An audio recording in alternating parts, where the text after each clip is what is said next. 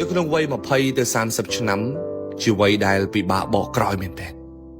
សូមចំណាយពេលវេលានៅក្នុងวัยមួយនេះឲ្យមានតម្លៃបំផុតសម្រាប់ជីវិតសម្រាប់គ្រួសារសម្រាប់មុខរបររបស់យើងអាយុ20ទៅ30 ឆ្នាំធ្វើអីគឺត្រូវធ្វើឲ្យច្បាស់ដល់วัยនេះជាวัยដែលមានអម្រែកធំមែនតើដែលយើងត្រូវទទួលខុសត្រូវហើយចាប់អីសូមចាប់ឲ្យច្បាស់ការងារដែលយើងធ្វើត្រូវតែមានចំណូលចិញ្ចឹមខ្លួនឯងចិញ្ចឹមគ្រួសារ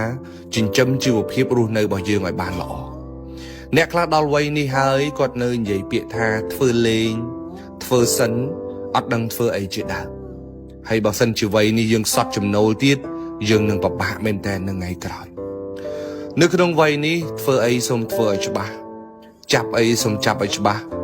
លក់ដូរអីសូមលក់ដូរឲ្យច្បាស់ត្រង់ចំណុចមួយហ្នឹងធ្វើអីធ្វើវាឲ្យសកម្មធ្វើវាឲ្យវាមុតហើយផ្ដោតលើវាផងអ្នកខ្លះនិយាយថារកចំណូលពីការងារហ្នឹងបានច្រើនគួរសមដែរប៉ុន្តែដូចជារកអីដែលខ្លួនឯងស្រឡាញ់ហ្នឹងមិនទាន់ឃើញហើយចេះតែមិនទាន់ច្បាស់ហើយចេះតែធ្វើលេងអញ្ចឹងទៅព្រោះកំពុងតែរកការងារដែលខ្លួនឯងស្រឡាញ់ហ្នឹងមិនទាន់ឃើញ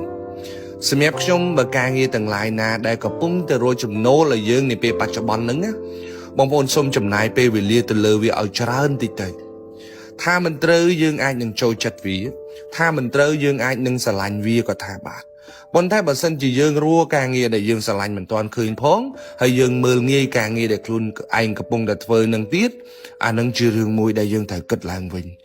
នៅក្នុងវ័យ20ទៅ30 ឆ្នាំសូមចំណាយពេលវេលាទៅលើរឿងមានប្រយោជន៍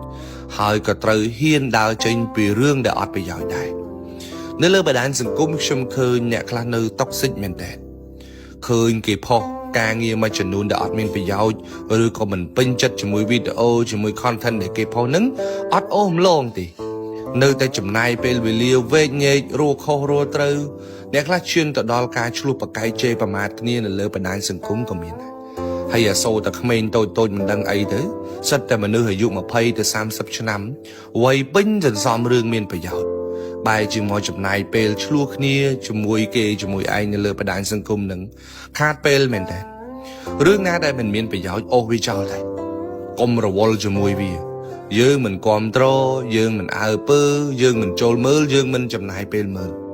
បណ្ដាញសង្គមបច្ចុប្បន្នប្រៀបដូចជាទឹករលកប្រៀបដូចជាសមុទ្រអញ្ចឹងអ្នកចេះនេសាទគេកំពុងតែរកត្រីហើយអ្នកដំណើរដែលគ្មានគោលដៅនឹងកំពុងតែពុលរលកនៅលើហ្នឹងអ្នក